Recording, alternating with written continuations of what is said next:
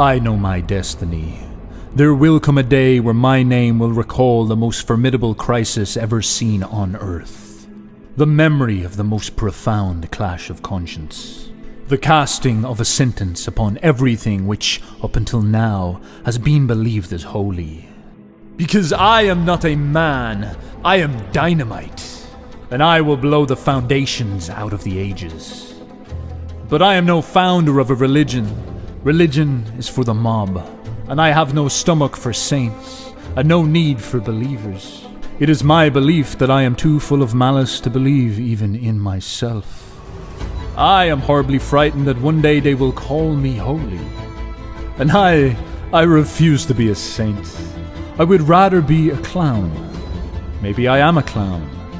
But I am certainly not pretending to be a mouthpiece for the truth. Because nothing so puffed up with lies has ever existed as a saint claiming he has the truth. You see, my truth is terrible. Up till now, lies have been called the truth. So instead, I look for a transvaluation of all values. This is my formula for mankind taking his greatest step towards coming to his senses. A step which in me became flesh. And my destiny ordained that I should be the first decent human being. And I should feel myself opposed to the lies of centuries. I was the first to discover truth. I contradict as nobody contradicts. Nevertheless, I am the opposite of a negative soul.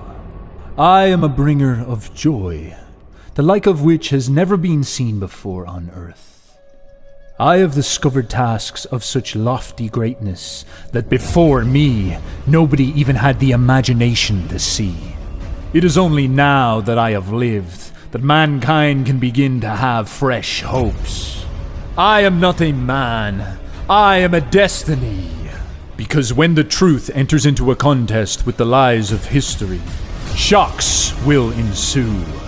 And this will lead to a set of earthquakes on a magnitude that the world has never seen before, which will transform hills and valleys and reshape our earth. After which the concept of politics will elevate itself to the realm of spiritual war. The old orders of the world will collapse. There will be wars the like of which have never been seen on the face of this earth. And only after me will the understanding be born that the highest urgency is to rally mankind towards a supreme destiny.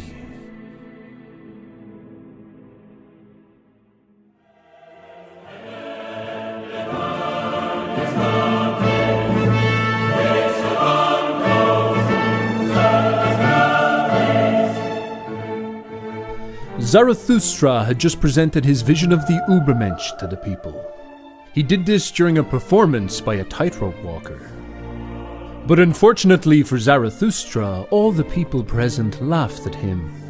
And unfortunately for the tightrope walker, he lost his footing during the commotion, and he fell all the way to the ground. He lay in agony at Zarathustra's feet.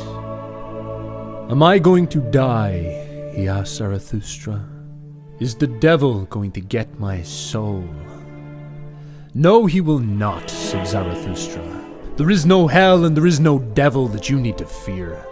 You live the life of bravery, and your bravery will live for all of time. So in your honor I will bury you with my own hands."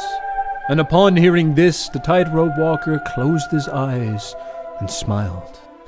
He gave in to the pain, and Zarathustra sat with his body until the sun went down.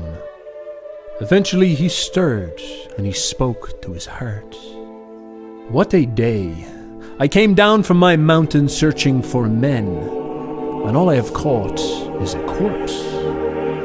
He is my first friend." And so Zarathustra slung his friend's body over his shoulders, and he made his way to the graveyard.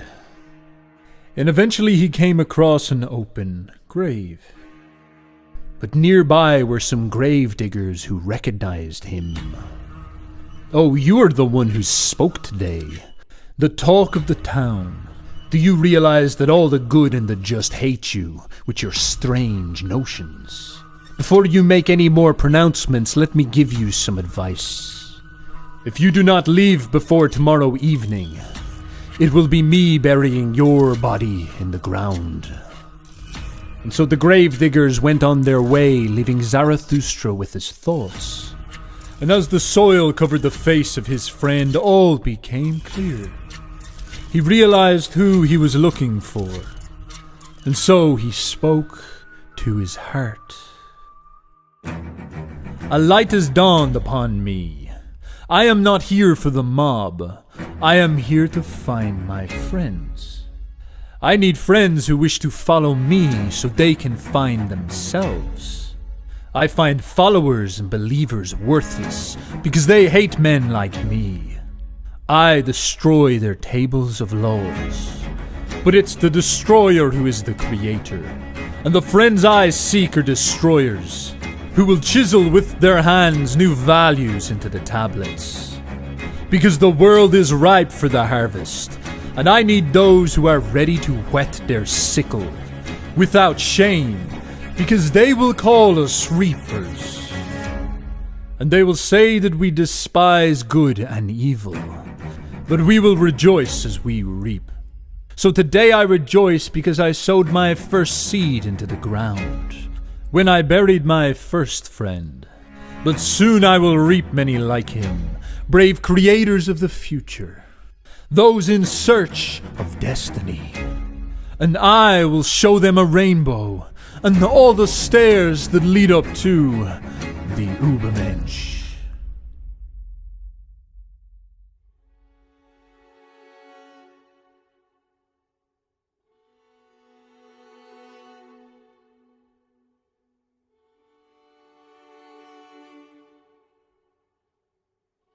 And so Zarathustra began traveling, and he made it clear wherever he went that he was looking for the highest souls.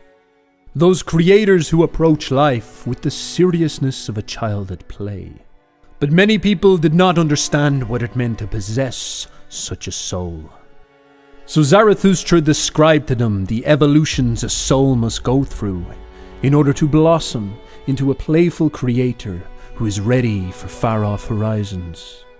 So he pointed out how our souls begin by feeling our life as heavy. And we suffer with this passively until our souls transform for the first time into the camel. The camel is a beast of burden who can bear great loads upon his back. This soul wants the challenge of the heaviness. This soul wants to learn how strong he is by how much he can handle. The camel kneels down and takes all that is heavy upon his spine. The camel craves the heaviest thing so he can rejoice in his strength. But what is the heaviest thing a soul can carry?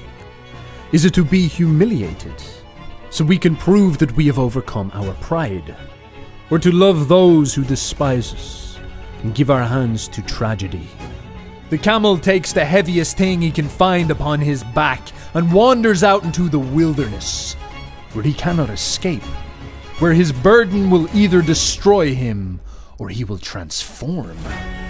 And if he transforms, he will become a lion.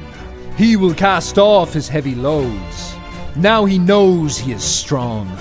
What need is there to prove it anymore? Who does he need to listen to? The lion decides for himself. The lion embraces the danger of the wilderness. He roams wherever he wishes. With his destiny in his hands, he is a free spirit. But to secure this freedom, the lion must overcome the dragon. And the dragon will stand before him, sparkling with gold, majestic, a beast covered in scales. And on every scale will glitter a golden command. Thou shalt. The values of 1,000 years will glitter on these scales. This will be the final god to demand that the lion kneels. And the mighty dragon will say, all high things, all things that you have valued glitter upon my scales. All things that you treasure adorn my body. All values have already been created, and all created values is what I represent. There is nothing to discover and no meaning in your freedom. You lion spirit cannot create.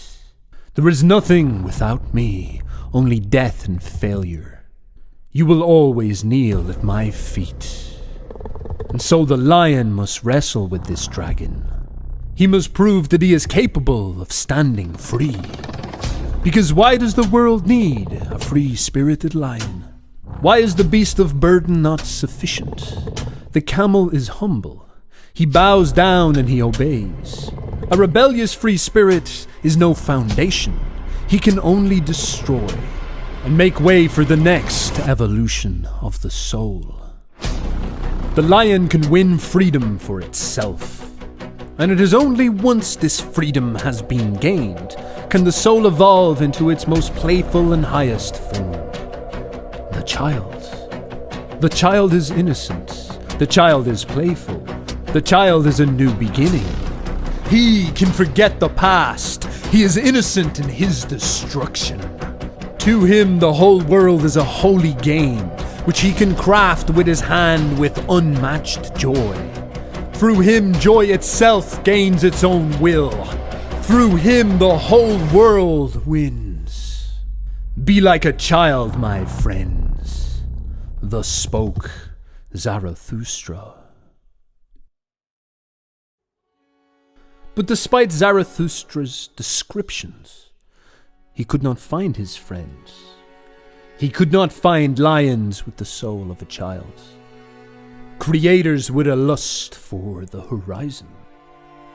He could only find those who were confused, those who did not understand his message.